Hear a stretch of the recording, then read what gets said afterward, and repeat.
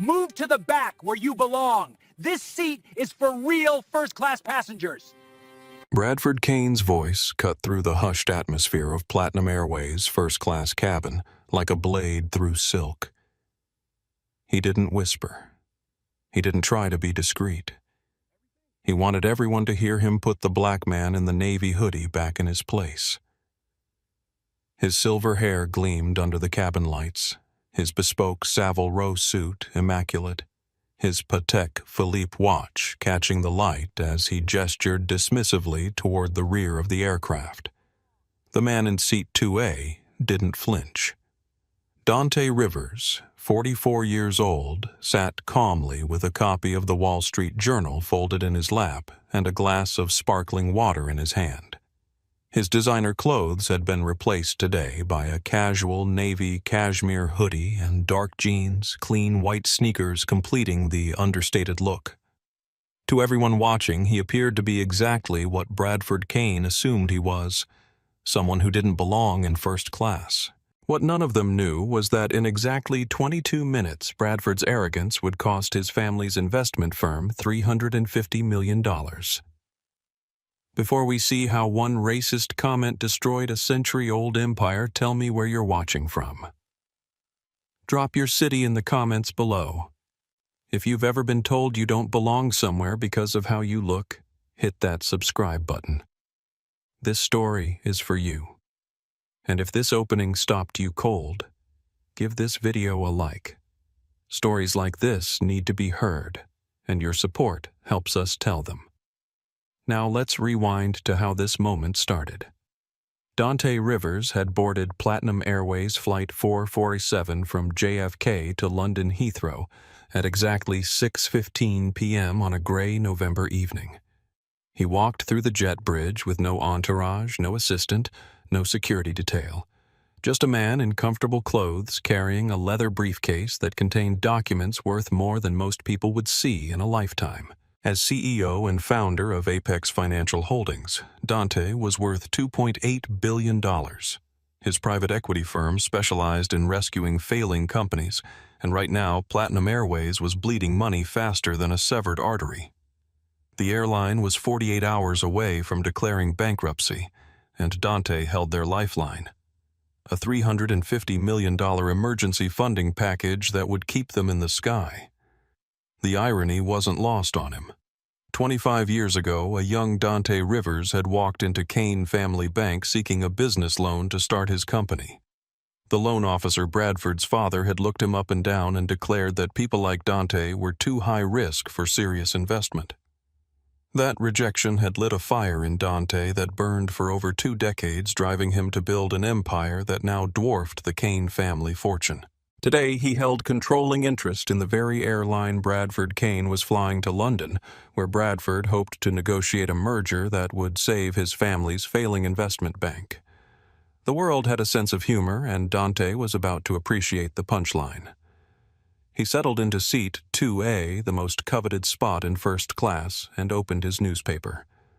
The headline made him smile: Apex Financial Posts Record Q3 Profits. Below the fold, a smaller story caught his attention. Kane Holdings shares continue decline amid merger talks. The flight attendant approached with a warm smile. Carmen Rodriguez was 28. A single mother working 3 jobs to put herself through nursing school. Her uniform was pressed to perfection, her smile genuine despite the exhaustion that showed around her eyes. "Good evening, Mr. Rivers," she said, having recognized his name from the passenger manifest. "Can I get you anything before takeoff? Just some sparkling water, Carmen?" "Thank you." Dante's voice was deep and steady, the kind of voice that commanded boardrooms and closed billion-dollar deals. But to Carmen, he was just another passenger, and she appreciated his politeness. As Carmen moved away, Dante noticed the commotion at the front of the cabin. A tall man with silver hair was arguing loudly with the gate agent who had followed him onto the plane. The man's voice carried clearly through the cabin, and every word dripped with entitlement. "I don't care what your computer says," the man barked. "I always sit in 1A. It's my lucky seat. I have a billion-dollar merger in London tomorrow, and I am not sitting anywhere else like some animal." This was Bradford Kane, and he represented everything Dante had fought against his entire life. At 52, Bradford had never worked a real day in his life. He had inherited his position at Kane Holdings from his father, just as his father had inherited it from his grandfather. The Kane family fortune had been built on shrewd investments and careful networking, but Bradford possessed neither his grandfather's intelligence nor his father's business instincts.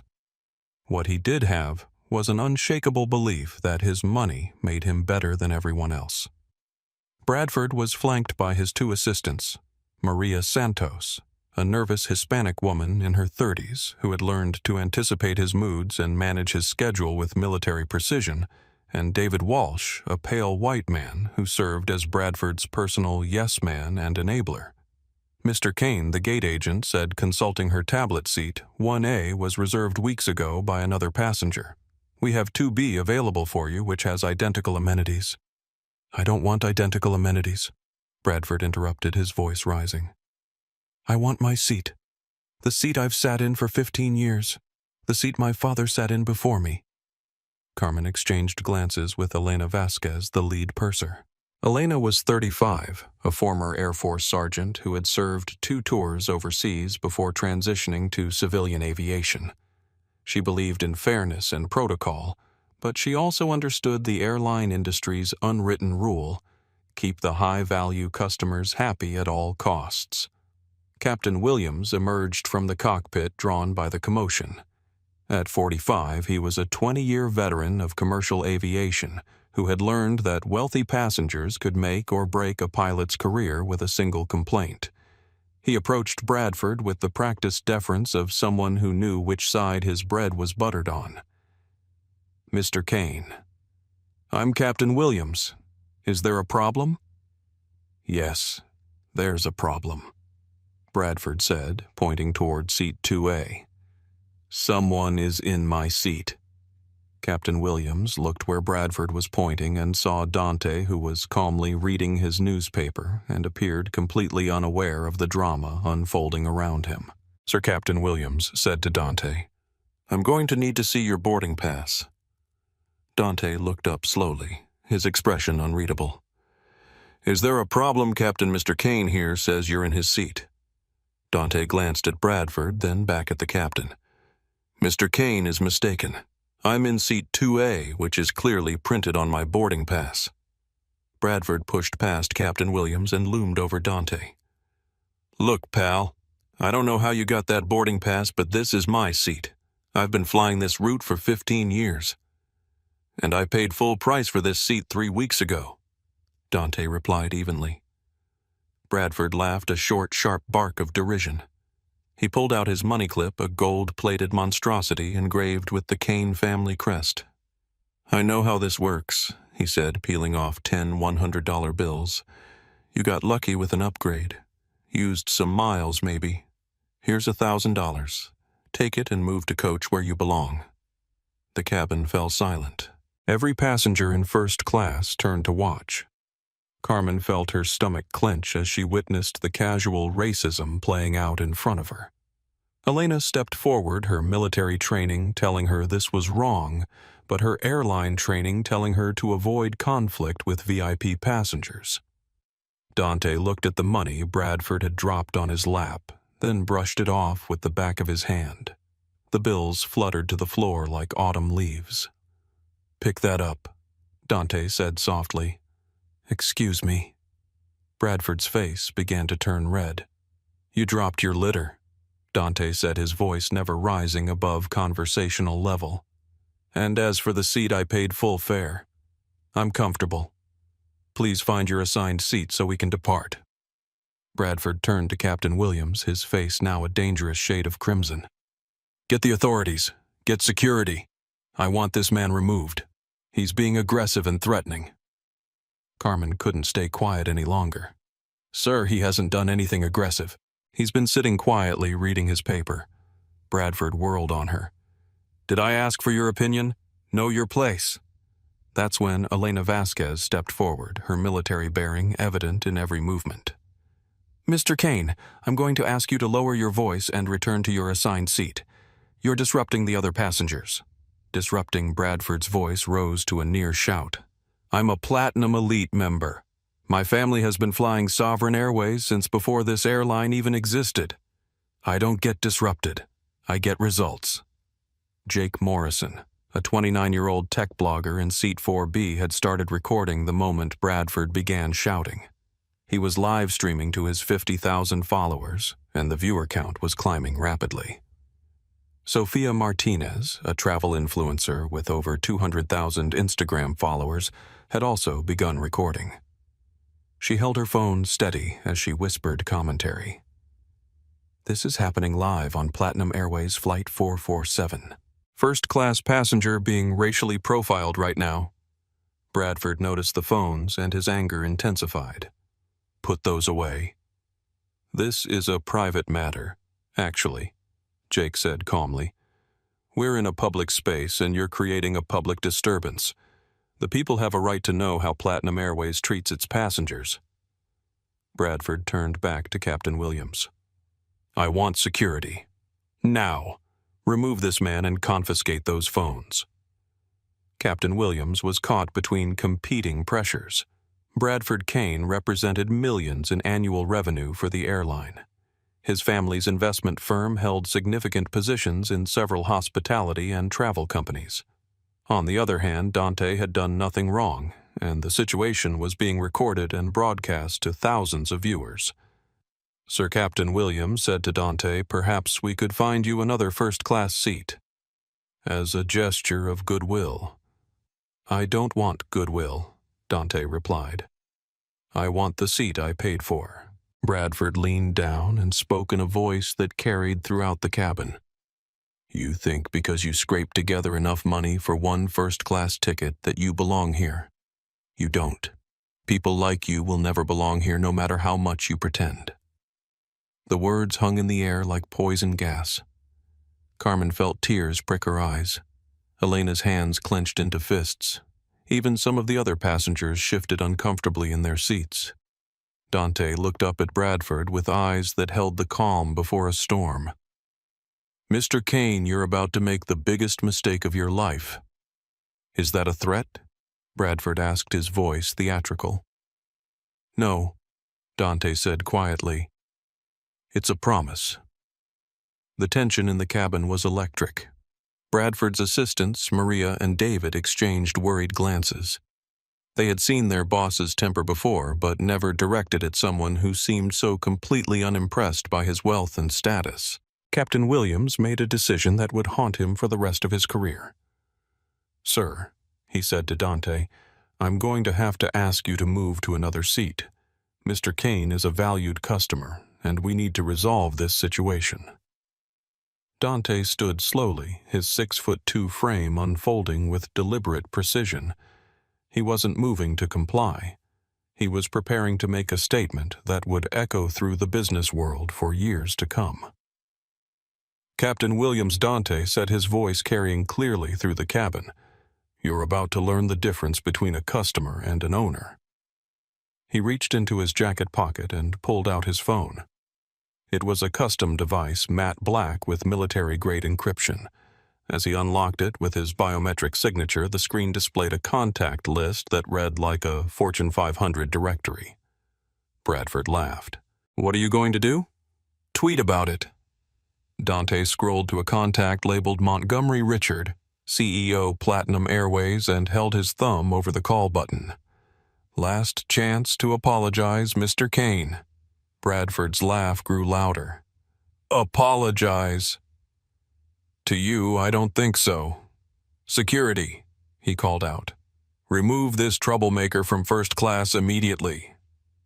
Dante's thumb pressed down on the call button. The phone rang once. Twice. On the third ring, a voice answered that would change everything. Richard Montgomery speaking. The voice came through Dante's phone with perfect clarity, and in the hushed cabin of Flight 447, every word was audible. Richard Montgomery was the CEO of Platinum Airways, the man whose company was 48 hours away from bankruptcy without Dante's intervention. Richard. It's Dante Rivers from Apex Financial. The change in the cabin atmosphere was immediate and dramatic. Captain Williams went white as snow. Elena Vasquez's eyes widened in recognition. Even Bradford Kane, whose business knowledge was limited but not non-existent, recognized the name that had been splashed across financial headlines for the past decade. Mr. Rivers Montgomery's voice crackled through the speaker with obvious relief. Thank God you're calling. The board meeting is tomorrow, and we're counting on your support. Is everything ready for the signing? There's been a complication, Richard. Bradford's smug expression began to waver. The name Dante Rivers was starting to penetrate his consciousness, and with it came the dawning realization that he might have made a catastrophic error. What kind of complication? Montgomery's voice carried a note of panic that everyone in the cabin could hear.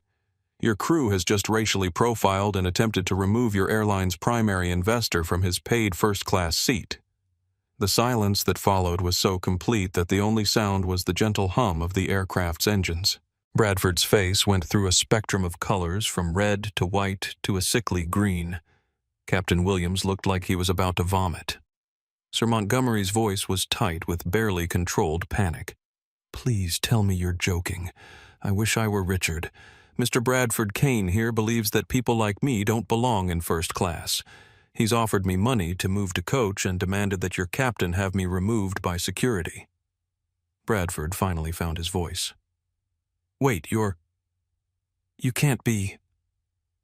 Dante Rivers, CEO of Apex Financial Holdings.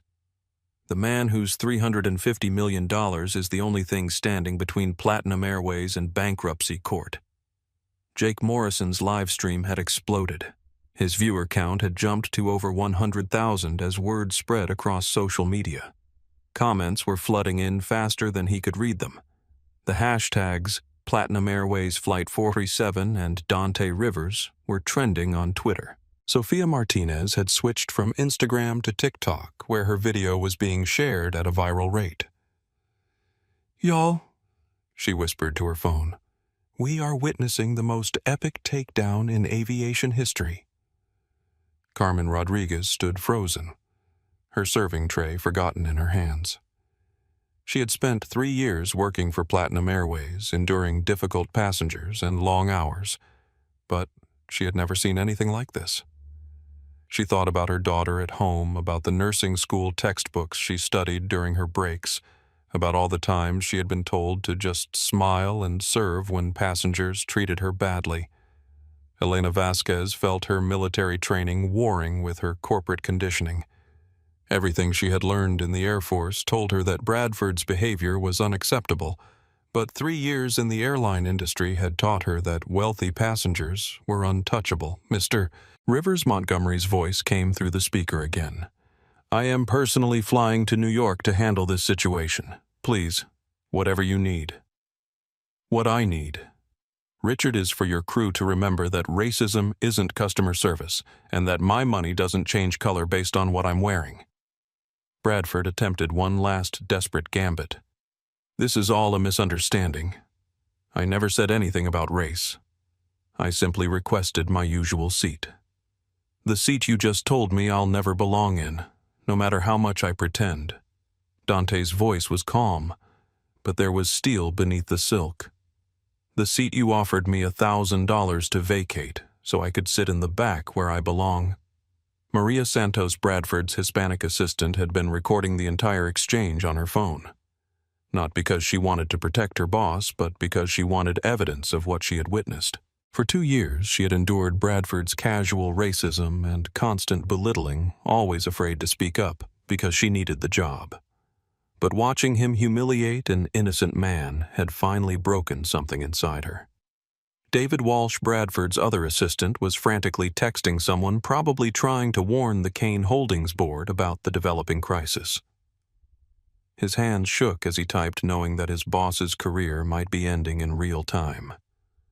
Sir Captain Williams said, his voice barely above a whisper, I deeply apologize. There has been a terrible misunderstanding. The only misunderstanding, Captain, was your assumption that a black man in casual clothes couldn't possibly afford a first-class seat on your airline. Jake Morrison provided live commentary for his viewers. Ladies and gentlemen, we're watching a masterclass in how to handle racism. This man hasn't raised his voice once, but he's about to bring down an entire airline with his dignity. Other first-class passengers had begun recording as well. A businessman in seat 3A was live streaming to his LinkedIn connections. A tech executive in seat 5B was posting to her company's Slack channel. The story was spreading across multiple platforms simultaneously. Bradford made one final desperate attempt to salvage the situation.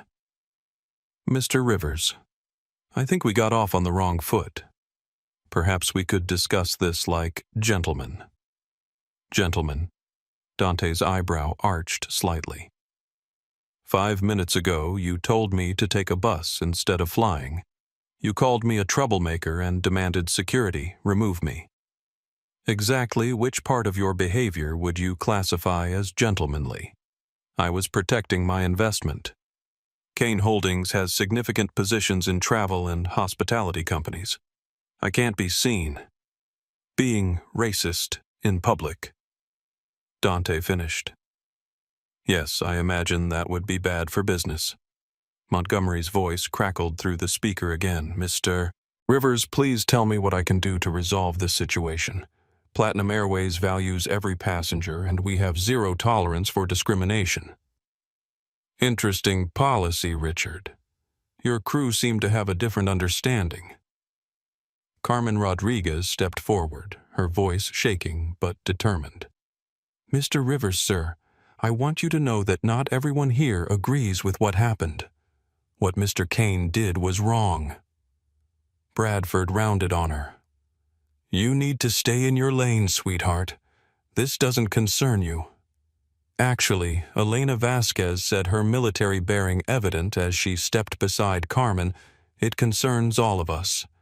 I've been flying for 15 years, and I've never been more ashamed of how we've treated a passenger. Captain Williams realized that his crew was abandoning ship, and he made a desperate play to save his career. Mr. Rivers, on behalf of Platinum Airways, I offer our sincerest apologies. If you could find it in your heart to forgive this incident. Forgiveness is earned, Captain, and so far nobody has earned it. The viral spread of the incident was accelerating beyond anyone's control. Jake Morrison's live stream had reached over 200,000 viewers. Sofia Martinez's TikTok had been shared 10,000 times in less than 10 minutes. The story had jumped from social media to news aggregators, and from there to major news outlets. Bradford's phone began buzzing with calls and texts. The first was from his father, the second from the Kane Holdings board chairman, and the third from their crisis management team. Each call that he ignored seemed to make his situation worse. Mr. Kane Dante said, his voice cutting through the chaos, you have a choice to make. You can apologize sincerely for your behavior and perhaps salvage some dignity, or you can continue to dig yourself deeper into the hole you've created. I don't owe you anything, Bradford snarled, but his voice lacked its earlier confidence. My family has been powerful in this city since before you were born. Your family's power is built on money, Mr. Kane, and as of this moment, that money is walking away from you. Dante turned his attention back to his phone. Richard, are you still there? Yes, sir. I'm here. I'm going to put you on speaker so everyone can hear this clearly. Dante touched the speaker button, and Montgomery's voice filled the cabin. Mr. Rivers, please tell me what Platinum Airways can do to make this right. You can start by explaining to your crew why treating passengers differently based on their race is unacceptable, regardless of how much money other passengers claim to spend with your airline. Absolutely, sir. That goes without saying. Does it, Richard? Because your captain just told me that Mr. Kane is a valued customer and that I should move to accommodate him. Your purser stood by silently while he offered me money to move to coach. Your flight attendant was the only one who tried to do the right thing. Carmen felt tears welling in her eyes. In 3 years with the airline, no passenger had ever defended her, especially not against a VIP customer. Sir Montgomery continued, "I want you to know that this incident will be thoroughly investigated and appropriate action will be taken. The investigation is already complete, Richard. Everyone in this cabin witnessed it. The question now is what you're going to do about it." Bradford's assistant, Maria Santos, stepped forward. Her hands were trembling, but her voice was steady. "Mr. Rivers, I recorded everything that happened. Every word Mr. Kane said, every action he took. If you need the evidence..." Bradford spun toward her, his face contorted with rage. "You're fired. Pack your things and get out." "Actually," Maria said, holding up her phone, "I think you'll find that you no longer have the authority to fire anyone." The livestream viewers had grown to over 500,000 across all platforms. Seatgate was trending #1 on Twitter. News vans were already being dispatched to JFK and Heathrow airports. The story had taken on a life of its own. Bradford's phone rang again. This time he answered it. "Bradford, what the hell is going on?" The voice was loud enough for several nearby passengers to hear. It was his father, Kane Holdings founder, William Kane. "Dad, there's been a misunderstanding. Misunderstanding. The entire internet is watching you destroy our company." Bradford moved away from the crowd, but in the confined space of the aircraft cabin, privacy was impossible. "It's not that bad, Dad. It's just..." "Just what? Just you calling a billionaire investor a thug on live television? Do you have any idea how much money we stand to lose? I didn't know who he was." "That's not the point, you idiot. The point is that you judged him based on his skin color, and now the whole world knows it." The phone call ended abruptly. Bradford stared at his phone for a moment, then slowly raised his eyes to find every person in the cabin watching him. The weight of his situation was finally beginning to penetrate his entitled worldview. Dante had remained calm throughout the chaos, but now he spoke with a quiet authority that commanded attention. "Mr. Kane, 25 years ago, your father's bank denied me a business loan. He told me that people like me were too high risk for serious investment. That rejection motivated me to build a company that is now worth more than your entire family fortune." Bradford's jaw dropped. The pieces were clicking into place. "Today, you've repeated your father's mistake. The difference is that 25 years ago I had no power to respond. Today I do." Dante scrolled through his phone contacts again, this time finding a number labeled Kane Holdings. "William Kane." "No," Bradford whispered. "Please don't." Dante's finger hovered over the call button.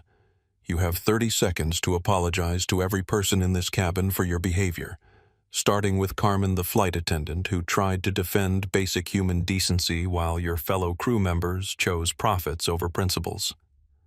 The entire cabin held its breath. Bradford looked around at the faces watching him. Some angry, some pitying, all waiting to see if he would finally choose humility over hubris. The countdown had begun.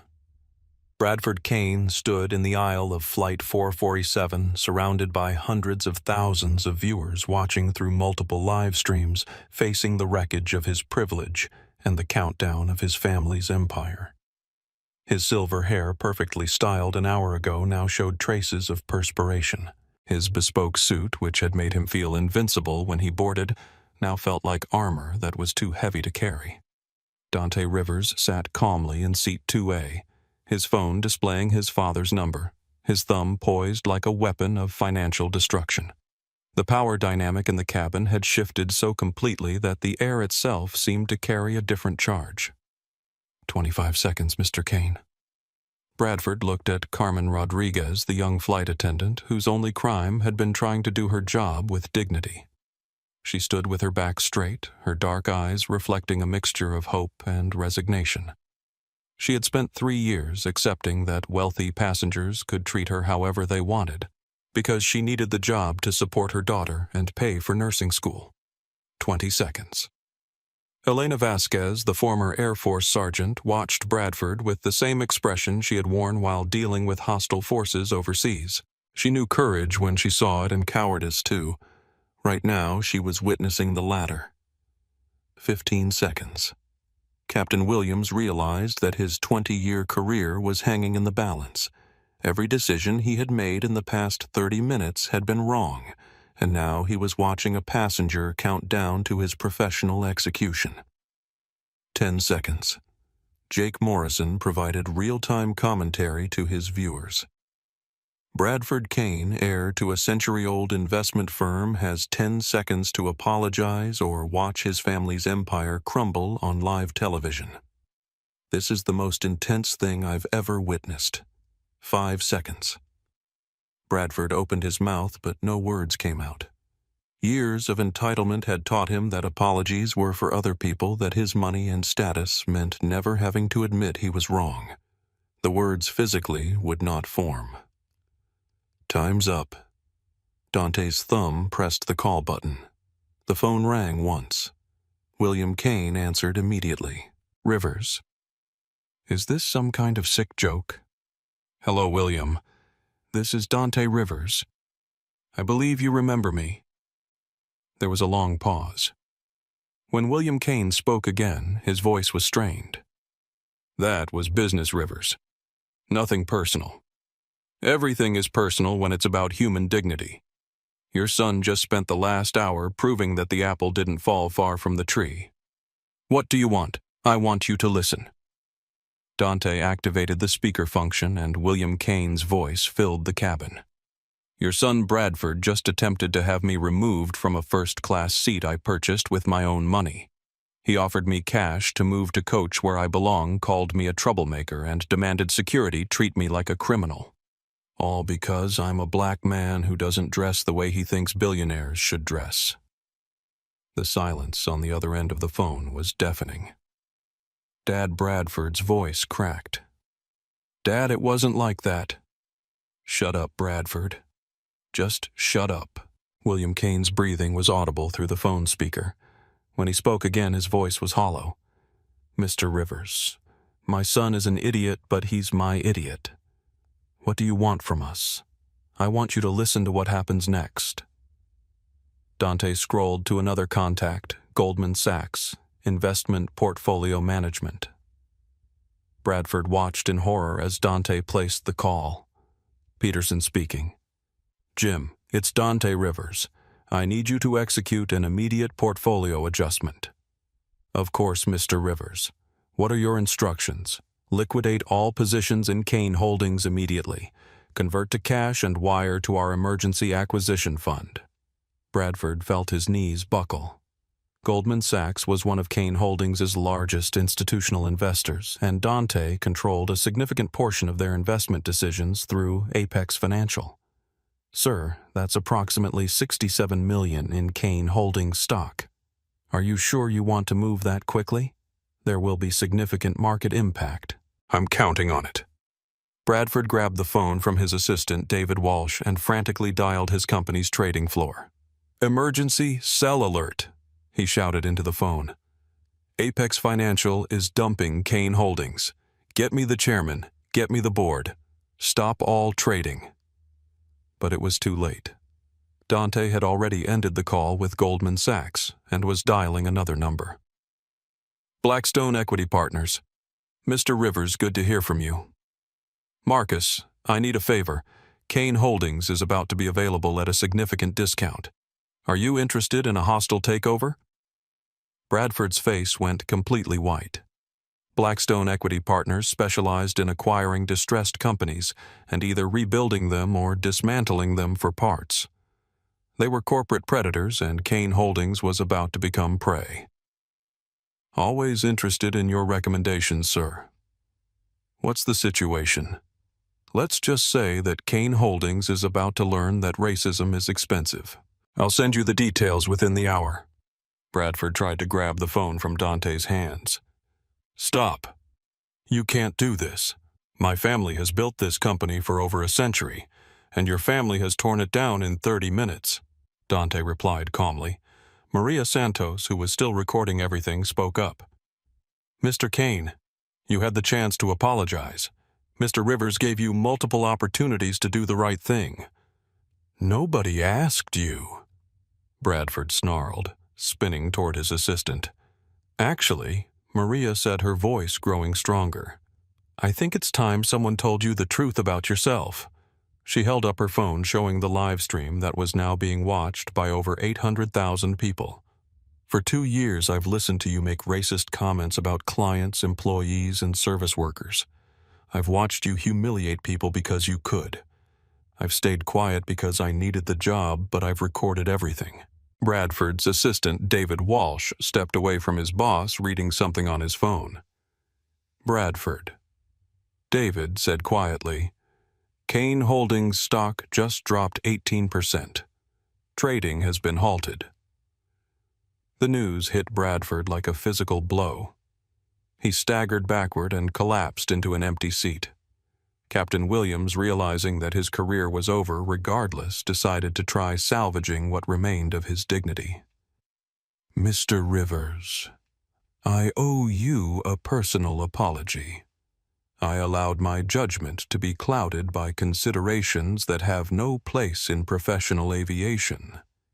You paid for your seat, you've behaved with perfect civility, and you deserved better treatment from me and my crew." Elena Vasquez nodded in agreement. "Sir, I want to apologize as well. I knew what was happening was wrong, but I failed to act on my convictions." Carmen Rodriguez stepped forward. "Rivers, I don't have much power in this situation, but I want you to know that what happened here today was wrong, and I'm sorry you had to experience it." Dante looked at each of them in turn. "Thank you. All of you. Apologies matter, especially when they come from people who have the courage to admit their mistakes." He turned his attention back to Bradford, who was slumped in his seat like a deflated balloon. "Mr. Kane, you're the only person who hasn't apologized, and you're the one who started this entire situation." Bradford looked up with eyes that were finally showing the first signs of genuine fear. I didn't mean..." "Yes, you did. You meant every word. You judged me based on my skin color, decided I didn't belong in your space, and attempted to use your privilege to remove me. The only thing you didn't mean to do was face consequences for your actions." Dante made another phone call, this time to someone who answered immediately. "Dante, what's going on? I just heard that Kane Holdings is in freefall." "Hello, Senator Richardson. I'm calling about the Transportation Equity Committee you've been forming." Senator Richardson was the chair of the Senate Commerce Committee and had been working on legislation to address discrimination in transportation for over 2 years. "I'm listening. I'm currently on Platinum Airways Flight 447, where I've just been subjected to racial discrimination by both a passenger and airline crew. The incident is being live-streamed to nearly 1 million viewers. I thought you might be interested in using this as a case study for your committee." "Are you serious?" "Completely. I'll have my office send you the video evidence within the hour." Bradford realized that the consequences of his actions were expanding beyond his personal and professional life into the realm of federal policy. His racism wasn't just destroying his family's fortune, it was about to become the poster child for anti-discrimination legislation. Jake Morrison continued his commentary. "Folks, what we're witnessing here is how one moment of prejudice can create ripple effects across multiple industries. This isn't just about an airline seat anymore. This is about accountability at the highest levels of American business." Sophia Martinez chimed in on her platform, "This is what happens when someone with real power decides they've had enough. Mr. Rivers isn't just fighting back. He's changing the game entirely." The other passengers in first class had become witnesses to history. Dr. Jennifer Walsh, a surgeon traveling to London for a medical conference, had been texting her colleagues about what she was witnessing. "I've never seen anything like this," she murmured to her seat companion. "This man is single-handedly dismantling an entire company with nothing but phone calls and dignity." Bradford's phone buzzed with another call from his father. "Answer it," Dante said. "Put it on speaker." With shaking hands, Bradford answered the call. "Bradford, you need to come home immediately. The board is calling an emergency meeting. Blackstone just made an inquiry about acquisition possibilities." "Dad, I can fix this." "You can't fix anything. You've destroyed everything our family has built. The stock is worthless. Our clients are fleeing and the media is calling us a racist investment firm." William Kane's voice broke. "Your grandfather built this company from nothing. Your great-grandfather fought in World War II to defend the values you just trampled on. How could you do this to our family name?" Bradford tried to speak, but only a choking sound came out. "Mr. Rivers." William Kane continued through the speaker. "I know this doesn't undo what my son did, but I want you to know that his behavior doesn't represent our family's values. With respect, Mr. Kane." Dante replied, "Your son learned this behavior somewhere. Racism isn't spontaneous, it's taught." "You're right," William Kane admitted. "And that's something our family is going to have to reckon with." The admission hung in the air like smoke from a funeral pyre. Bradford Kane, heir to a fortune built over 3 generations, sat in the wreckage of his privilege, and finally understood that his actions had consequences that money couldn't erase. But Dante Rivers wasn't finished. The atmosphere in the first-class cabin of Flight 447 had transformed from luxury travel to courtroom drama, with Dante Rivers serving as judge, jury, and executioner. Bradford Kane sat slumped in an empty seat, watching his family's century-old empire crumble in real time through stock tickers and news alerts flooding his phone. But Dante had saved his most devastating move for last. Richard, Dante said, addressing the Platinum Airways CEO, who was still listening through the phone speaker. "I think it's time we discussed the future of our business relationship. Mr. Rivers, please. Whatever you need from Platinum Airways, we'll make it happen. This incident is completely unacceptable, and we'll take immediate action to ensure it never happens again." The problem, Richard, isn't just this incident. It's the culture that made this incident possible. Your captain immediately sided with the wealthy white passenger. Your purser stood by silently while I was being discriminated against. Your crew has been trained to prioritize profit over principles. Captain Williams felt sweat beading on his forehead. 20 years of perfect flight records, commendations from management, and glowing passenger reviews were about to be erased by 30 minutes of moral cowardice. Sir Montgomery's voice carried a note of desperation. "We can retrain the entire crew. We can implement new policies. We can make Platinum Airways a model for the industry. That's exactly what you're going to do, Richard. But not with my money." The words hit like a physical blow. Bradford jerked upright in his seat, suddenly realizing that his actions weren't just destroying his own company, they were killing the airline that had been his transportation lifeline for decades. "Sir, please reconsider," Montgomery begged. "Without your investment, Platinum Airways will cease operations within 48 hours. We have 30,000 employees who will lose their jobs. Those 30,000 employees deserve better leadership than what they currently have. They deserve to work for a company that treats all passengers with dignity, regardless of their appearance or background." Dante scrolled through his contacts and found a number that made Bradford's blood run cold. Horizon Aviation Group. Acquisition Department. Bradford knew Horizon Aviation. They were Platinum Airways' biggest competitor, and they had been circling like vultures for months, waiting for the struggling airline to weaken enough for a hostile takeover. "Mr. Rivers," Bradford said desperately, "you can't let Platinum Airways fail because of what I did. Those employees had nothing to do with this. You're absolutely right, Mr. Kane." "They didn't, which is why I'm going to make sure they have better leadership." Dante placed the call to Horizon Aviation. "Rivers, this is unexpected. Are you calling about the Platinum Airways situation?" The voice belonged to Catherine Marshall, CEO of Horizon Aviation and one of the most respected executives in the airline industry. She was known for running a company with strong diversity policies and zero tolerance for discrimination. Hello, Catherine. Yes, I'm calling about Platinum Airways. As you know, they need immediate capital infusion to avoid bankruptcy. We've been monitoring the situation. Are you withdrawing your support? I'm redirecting it. Instead of funding Platinum Airways under their current management structure, I'm prepared to fund a complete acquisition and restructure under new leadership. Captain Williams looked like he was about to faint. Elena Vasquez closed her eyes, knowing that her job had just evaporated.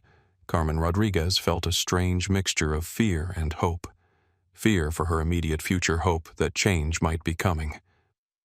That's a substantial investment, Dante. We're talking about a $350 million acquisition plus restructuring costs. $400 million total. The extra $50 million is for a complete cultural overhaul. I want every employee retrained, new diversity policies implemented, and a passenger advocacy department created with real authority. Bradford jumped up from his seat. You can't do this. This is my airline. My family has been loyal to Platinum Airways for 30 years. Dante looked at him with eyes that could have frozen mercury. Your family's loyalty means nothing when it's built on the assumption that other passengers are beneath you. Jake Morrison provided live commentary to his viewers, who now numbered over 1 million ladies and gentlemen, were watching Dante Rivers literally buy an airline to make sure racism has no place in the sky. This is the most incredible display of economic justice I've ever witnessed. Catherine Marshall continued the conversation. Dante, this is a massive undertaking. What's your timeline immediate? I want Horizon Aviation to make an offer within the hour. The current Platinum Airways management has proven they're incapable of providing equal treatment to all passengers. Bradford's phone rang again. This time it was his uncle Jonathan Kane, who served on the Platinum Airways board of directors. Bradford, what have you done? The entire board is in emergency session. They're talking about cutting all ties with Kane Holdings to avoid association with this scandal. Bradford answered on speaker, no longer caring who heard his family's conversations. Uncle John, you can't let them do this. We've been invested in Platinum Airways since before I was born. We've been invested in a lot of things that we won't be invested in much longer if this continues. Do you understand that our reputation is radioactive right now? Companies are canceling contracts, investors are pulling out, and the media is calling us a racist organization. The full scope of Bradford's destruction was becoming clear.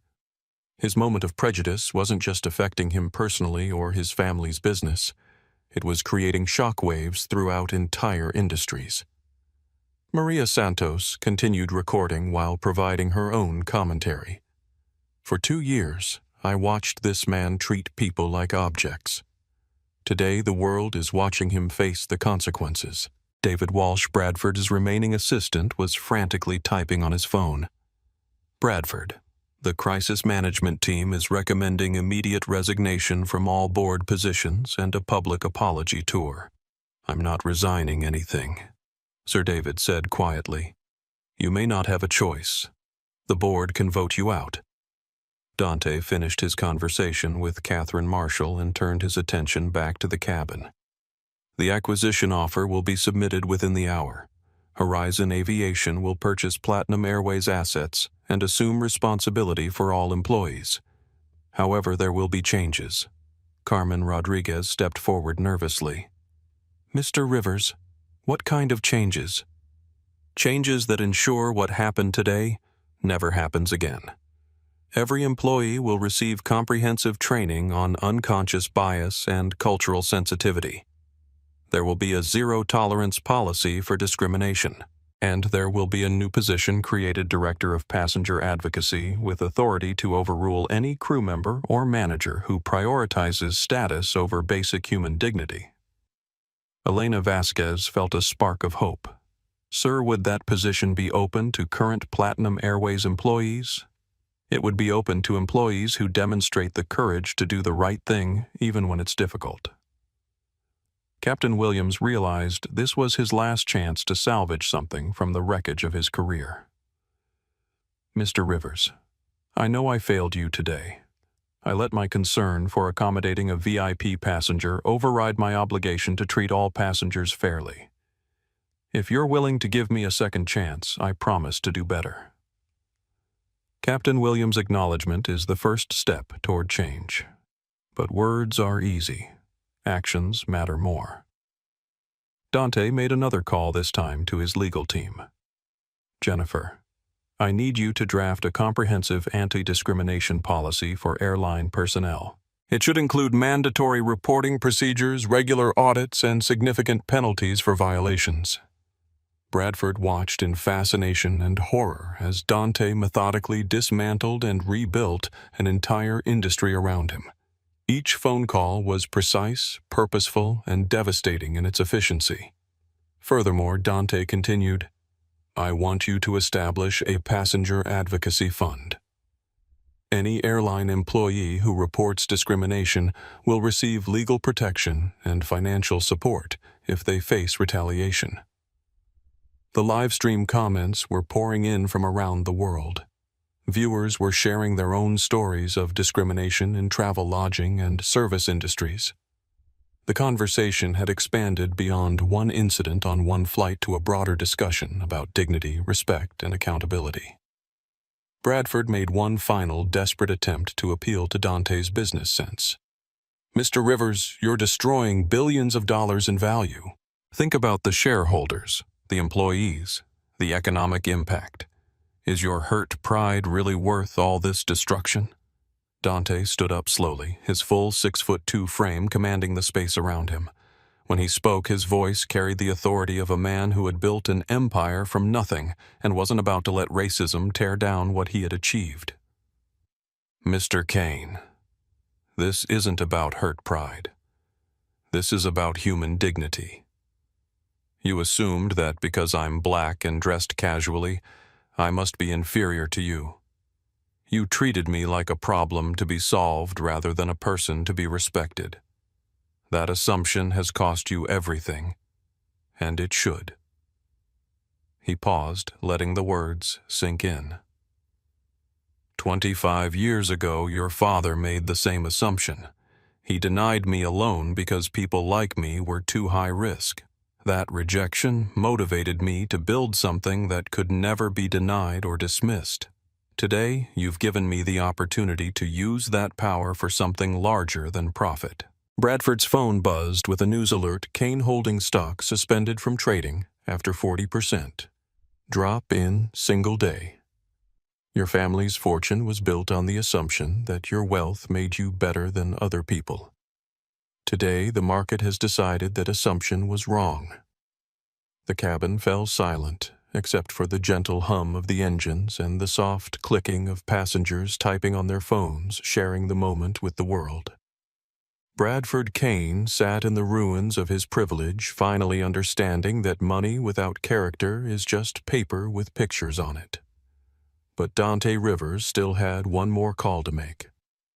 Dante Rivers held his phone with the calm precision of a surgeon wielding a scalpel, each call surgically removing another piece of Bradford Kane's empire. The cabin of Flight 447 had become a courtroom where justice was being served in real time, witnessed by over 1.2 million viewers across multiple platforms. One more call, Mr. Kane. Dante said, his voice carrying the weight of absolute finality. He scrolled to a contact that made Bradford's remaining color drain completely from his face. Securities and Exchange Commission, Investigation Department. No, Bradford whispered. Please, you've made your point. My family is ruined. The airline is sold. My reputation is destroyed. What more do you want? I want accountability, Dante replied simply. Real accountability.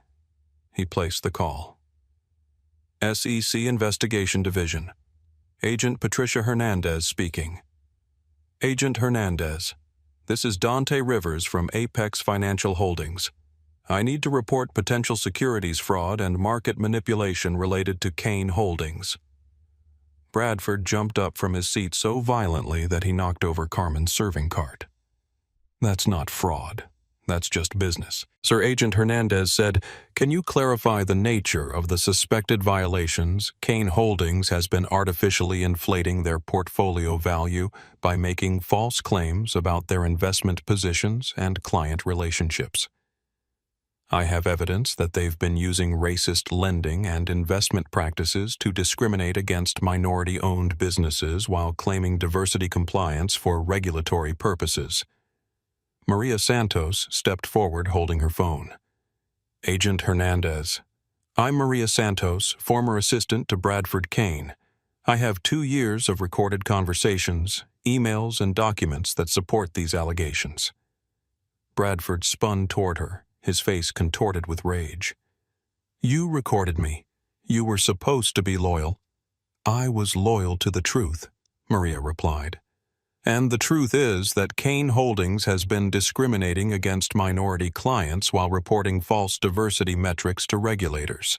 The livestream comments exploded as viewers realized they were witnessing not just a personal confrontation, but the exposure of potential federal crimes. Jake Morrison provided real-time analysis to his audience. "Folks, this has just escalated from airline discrimination to potential securities fraud. We're watching corporate accountability happen in real time." Agent Hernandez continued her questioning. "Ms. Santos, are you willing to provide this evidence to federal investigators?" "Yes, ma'am. I've already uploaded everything to a secure server. Kane Holdings has been lying to investors, regulators, and the public about their business practices." Captain Williams, who had been listening in growing horror, realized that his problems had just become microscopic compared to Bradford's. "Mr. Rivers, Agent Hernandez said we'll need formal statements from all parties. Given the public nature of this incident, we'll be opening an immediate investigation." Bradford collapsed back into his seat, his phone buzzing with calls from lawyers, family members, and board members. Each call brought worse news than the last. Elena Vasquez, the former Air Force sergeant turned purser, stepped forward with military precision. "Mr. Rivers, I want to formally apologize for my failure to act on my principles today. In the military, we're taught that silence in the face of injustice is complicity. I failed that standard." "Thank you, Elena. Acknowledgement takes courage." Carmen Rodriguez spoke next, her voice stronger now than it had been all day. "Sir, I want to thank you for showing me that standing up for what's right matters even when it's scary. I've been afraid to speak up because I needed this job. But watching you today taught me that some things are more important than fear." The phone conversation with Agent Hernandez continued on speaker, ensuring that all 1.2 million viewers could hear every word of the developing federal investigation. "Mr.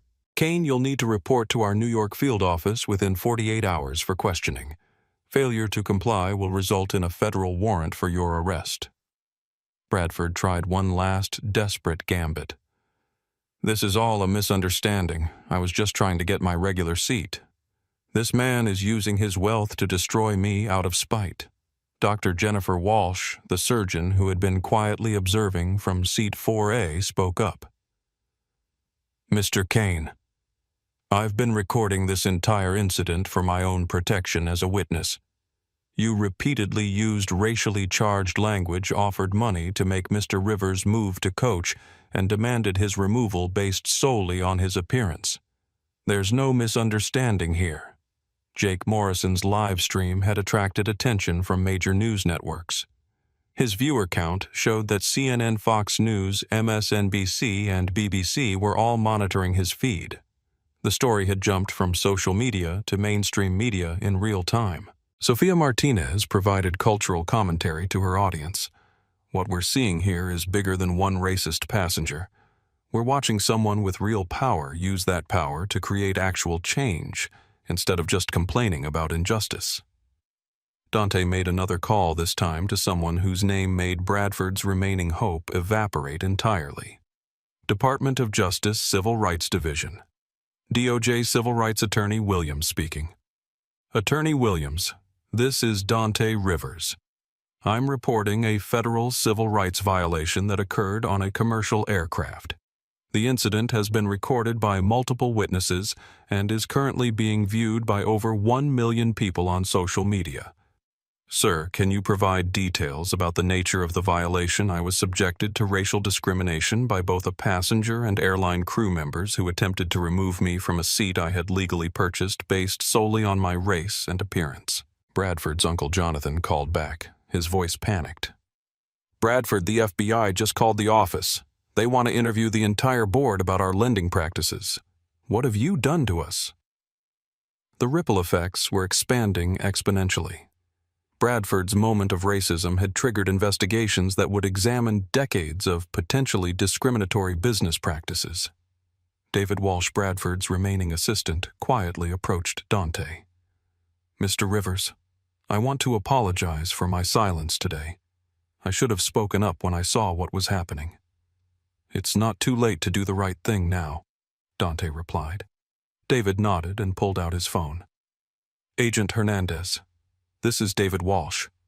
I also have evidence of discriminatory practices at Kane Holdings. I'd like to cooperate with your investigation. Bradford watched his final ally abandon him, completing his isolation. The Federal Aviation Administration contacted the aircraft through air traffic control. Captain Williams received a message that made his hands shake. Flight 447, be advised that FAA investigators will meet your aircraft upon arrival at JFK. This is related to civil rights violations reported during your flight. Ladies and gentlemen, Captain Williams announced over the intercom, his voice barely steady. We've been instructed to return to JFK Airport for an investigation. The FAA will be meeting our aircraft upon arrival. The passengers who weren't involved in the incident began expressing their support for Dante. Dr. Walsh started a spontaneous round of applause that spread throughout the first-class cabin. This is amazing, said Robert Chen, a tech executive in seat 6B. I've never seen someone handle racism with such dignity and effectiveness. Bradford's phone rang one final time. The caller ID showed Kane Holdings board chairman. Answer it, Dante said. Put it on speaker. With trembling hands, Bradford answered the call. Bradford, this is an emergency board meeting. You are hereby removed from all positions with Kane Holdings effective immediately. Your behavior has exposed the company to federal investigation and destroyed our reputation. Security will escort you from all company properties. You can't do this. I'm family. Family doesn't destroy 3 generations of work in 30 minutes, the chairman replied coldly. Your father is tendering his resignation as well. The Kane family's association with this company is over. The line went dead. Bradford Kane sat in the wreckage of his privilege, staring at a phone that had once connected him to unlimited power and now connected him to nothing but consequences. Carmen Rodriguez approached Dante with tears in her eyes. Mr. Rivers, I don't know how to thank you. You stood up not just for yourself, but for every service worker who's ever been treated as less than human by wealthy passengers. Carmen, you stood up too. That matters. Elena Vasquez straightened her posture. Sir, when Horizon Aviation takes over, I'd like to apply for that Director of Passenger Advocacy position. This incident taught me that I'd rather lose my job fighting for what's right than keep it by staying silent. I'll make sure they know you're interested. The live stream had become a global phenomenon. Seatgate was trending in 12 countries. News organizations were scrambling to get reporters to both JFK and Heathrow airports. Jake Morrison concluded his broadcast. Ladies and gentlemen, we've just witnessed history. One man's quiet dignity has taken down a racist investment firm, triggered multiple federal investigations, and is about to transform an entire airline. This is what accountability looks like in the 21st century. As Flight 447 began its descent back to JFK Airport, Bradford Kane sat alone, abandoned by his assistants, his family, and his fortune. His racism had cost him everything, and everyone in the cabin knew it. But for Dante Rivers, the real work was just beginning. 6 weeks after Flight 447's emergency return to JFK Airport, The aviation industry was still reeling from what media outlets had dubbed the seat heard round the world. Federal investigations had expanded beyond Kane Holdings to examine discrimination practices across multiple industries, and Dante Rivers had emerged as an unlikely champion for civil rights in corporate America. The Horizon Aviation acquisition of Platinum Airways had been completed within 72 hours, setting a record for the speed of a major airline purchase. The renamed company Unity Airlines had become a case study in rapid corporate transformation. Carmen Rodriguez stood in her new office at Unity Airlines headquarters, reviewing training materials for the company's revolutionary passenger advocacy program. 6 weeks ago, she had been a single mother working 3 jobs to pay for nursing school. Today, she was the director of passenger advocacy for a major airline with the authority to override any crew member or manager who failed to treat passengers with dignity. Her first week in the position had been overwhelming. The phone rang constantly with calls from passengers reporting discrimination incidents at other airlines. Service workers seeking advice on how to handle bias from customers and journalists wanting to interview the flight attendant who had stood up to racism at 30,000 feet. Elena Vasquez, now serving as Carmen's deputy director, knocked on the door. "Carmen, the training video is ready for your review." The video featured real employees sharing their experiences and explaining Unity Airlines' zero-tolerance policy for discrimination. Every employee, from baggage handlers to pilots, was required to complete 40 hours of bias awareness training and attend quarterly refresher sessions. "How are the employee satisfaction scores?" Carmen asked. "Up 37% since the changeover. Turns out people like working for a company that has actual values instead of just slogans." Dr. Jennifer Walsh, the surgeon who had witnessed the original incident, had become an unofficial spokesperson for passenger rights. She appeared regularly on news programs, explaining how discrimination in travel affected not just individual victims, but the broader culture of customer service. "What people don't understand," she said during a CNN interview, "is that racism isn't just about individual prejudice. It's about power structures that allow some people to dehumanize others without consequences. What Dante Rivers did was use his power to change those structures." The federal investigations triggered by Bradford's behavior had expanded far beyond Kane Holdings. The Securities and Exchange Commission had uncovered a pattern of discriminatory lending practices that affected dozens of minority-owned businesses.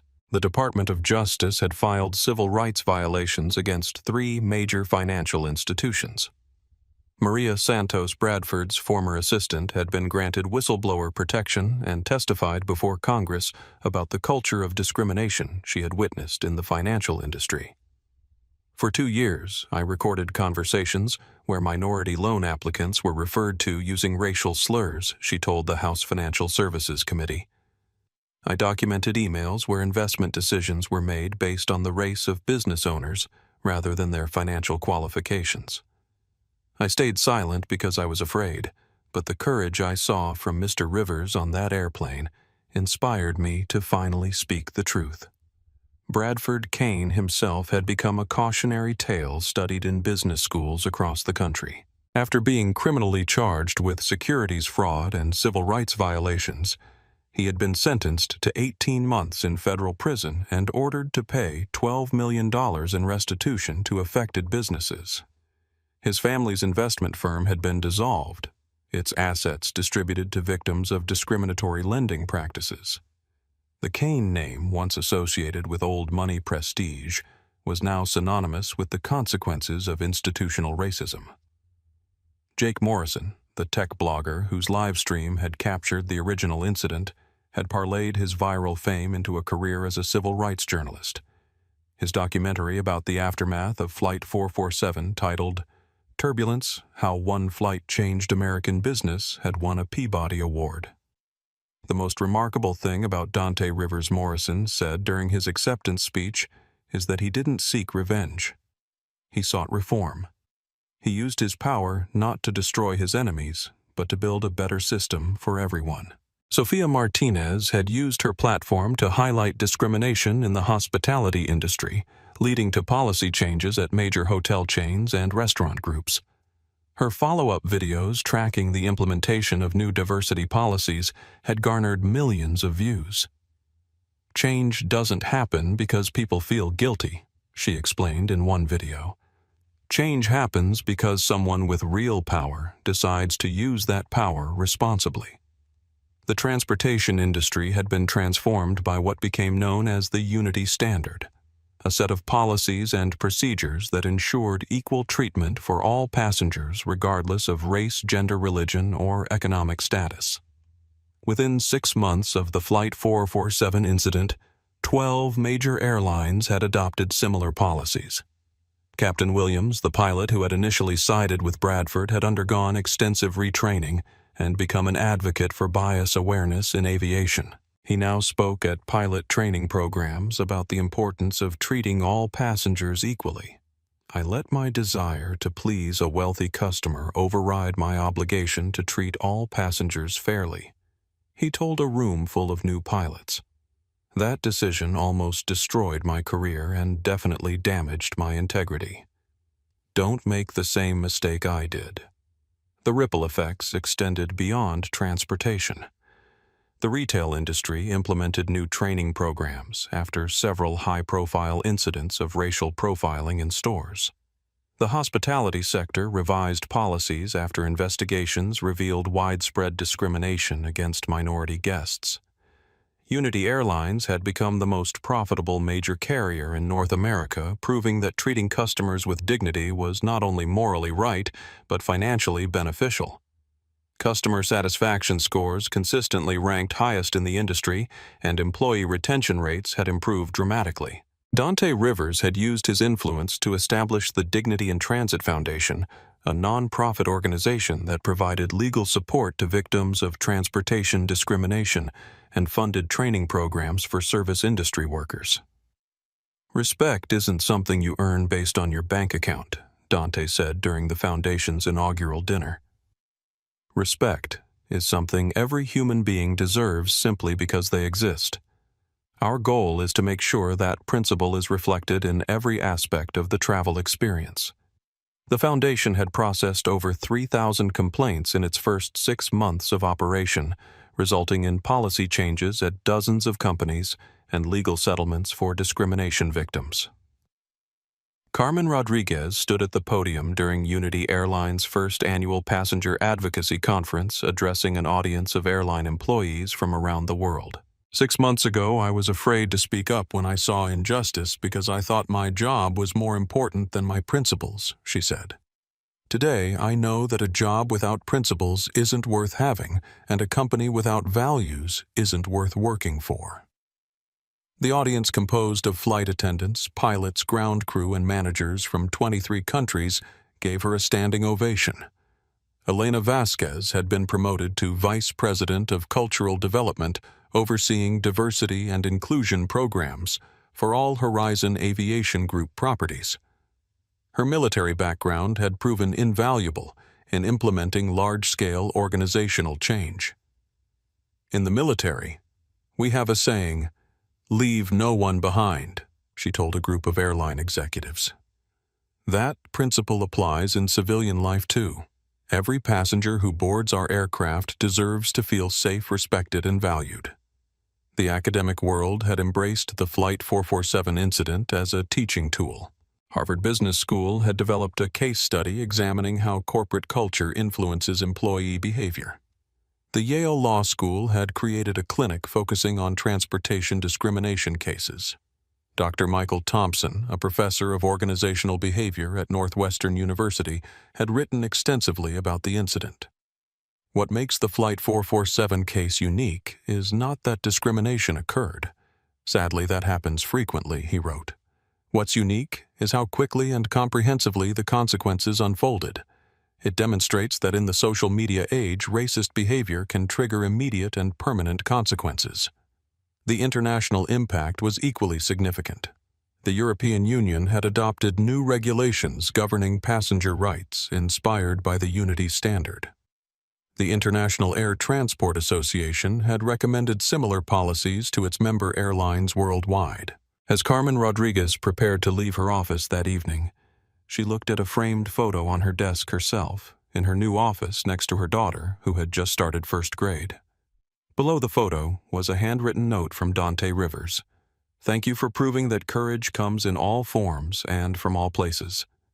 She thought about the young woman who had been afraid to speak up 6 months ago, and the confident advocate she had become. The transformation hadn't just been in policies and procedures, it had been in people's willingness to stand up for what was right. As she turned off the lights in her office, Carmen smiled. Tomorrow would bring new challenges, new opportunities to advocate for passengers who might otherwise have their dignity overlooked. But tonight, she was proud of how far they had all come. The work wasn't finished. It might never be finished.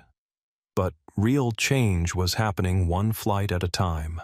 1 year after the incident that changed everything, Dante Rivers sat in seat 2A on Unity Airlines Flight 447, the exact same route where his quiet dignity had dismantled an empire and rebuilt an industry.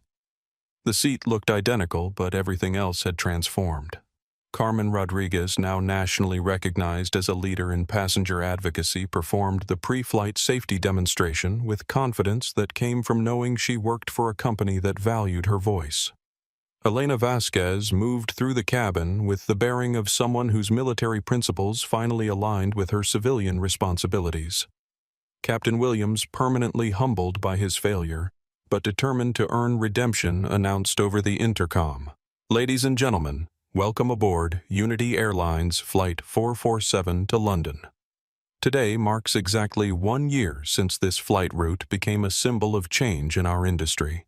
We're honored to serve passengers who expect and deserve equal treatment regardless of their background or appearance. The passenger manifest told a story of transformation.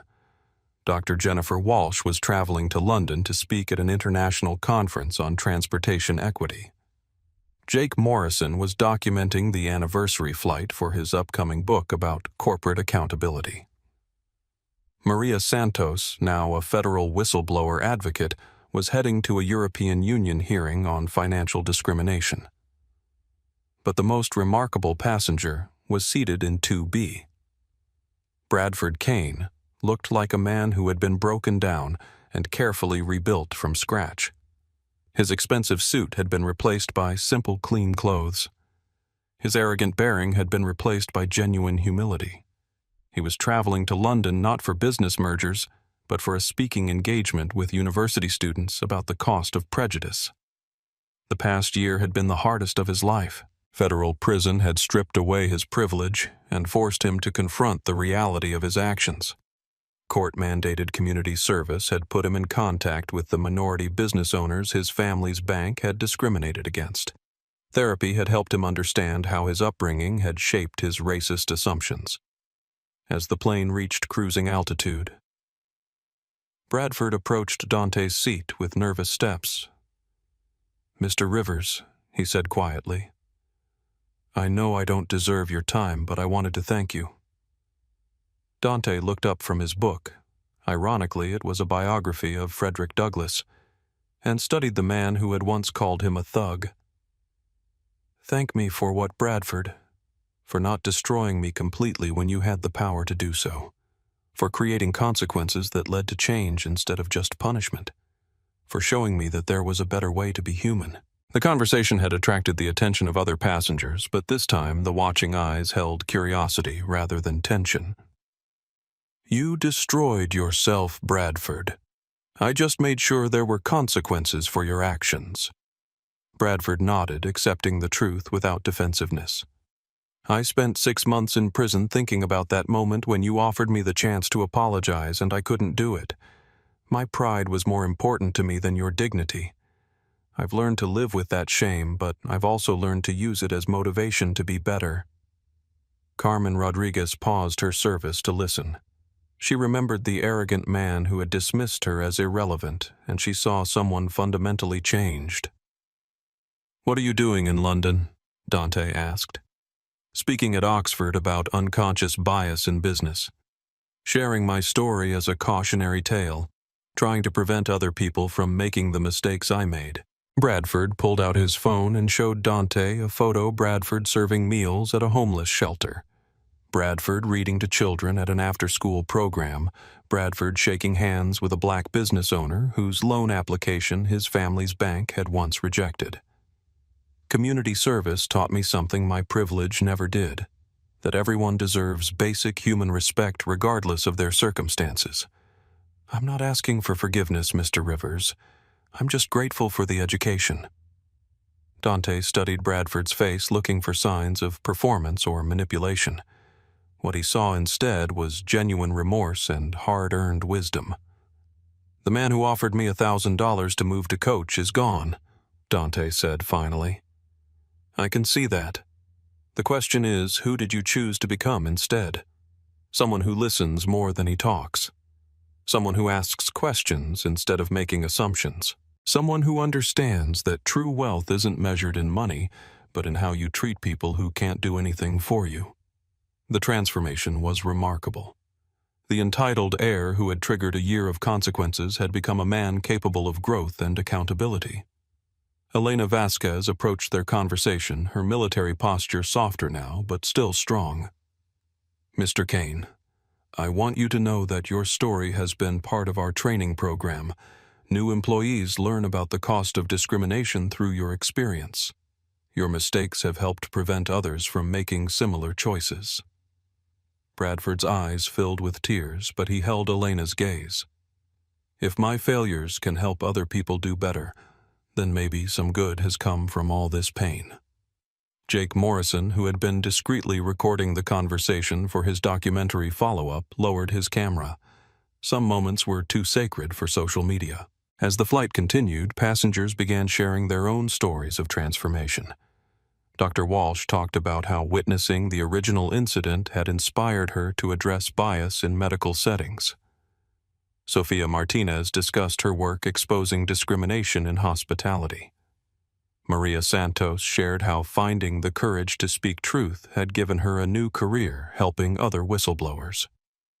The cabin had become a space for healing conversations that would have been impossible a year ago. When the flight landed at Heathrow, passengers didn't rush to deplane. Instead, they lingered reluctant to break the connection they had shared during the journey. Bradford Kane approached Dante one final time as they prepared to leave the aircraft. Mr. Rivers, I know this might sound strange, but I want you to know that the worst day of my life led to the best year of my life. Losing everything forced me to find something I didn't know was missing. My humanity. Dante shook Bradford's hand, a gesture that would have been unthinkable a year ago. The measure of a person isn't whether they make mistakes, Bradford. It's whether they learn from them and use that knowledge to lift others up. As they walked through Heathrow Airport, the two men represented more than personal transformation. They embodied the possibility of redemption, the power of consequences to create change, and the hope that even the deepest prejudices could be overcome through honest self-examination. Carmen Rodriguez watched them from the gate, thinking about her daughter, who was growing up in a world where airline employees were trained to treat every passenger with dignity. Elena Vasquez smiled, knowing that her military values of honor and equality had finally found their place in civilian life. The legacy of Flight 447 wasn't just about one moment of racism being exposed. It was about an entire industry learning that true first-class treatment meant respecting every human being's inherent worth. A year later, discrimination complaints in the aviation industry had dropped by 67%. Customer satisfaction scores across all airlines had reached historic highs. Employee morale had improved dramatically as workers felt empowered to do the right thing without fear of retaliation. But perhaps most importantly, millions of people had witnessed proof that quiet dignity could triumph over loud prejudice, that one person's courage could inspire widespread change, and that accountability, when paired with the possibility of redemption, could transform enemies into allies. As Dante Rivers walked through the terminal, he reflected on a truth that had guided his entire journey. Real power isn't about having the ability to destroy your enemies. Real power is having the wisdom to help them become better people. The flight was over, but the journey toward justice would continue. One passenger, one conversation, one moment of dignity at a time. If you've ever been told you don't belong somewhere because of how you look, this story is for you. Have you witnessed discrimination or found the courage to stand up when it mattered? Share your story in the comments below. Your experience might inspire someone else to speak up. Hit that like button if you believe dignity defeats arrogance every time. Subscribe to our channel for more stories that prove quiet strength can change the world. And don't forget to share this video with someone who needs to remember that respect isn't about your bank account. It's about your character. Because when we stand together against injustice, we don't just change flights, we change lives. Thank you for watching, and remember, true first class isn't about your seat. It's about how you treat others.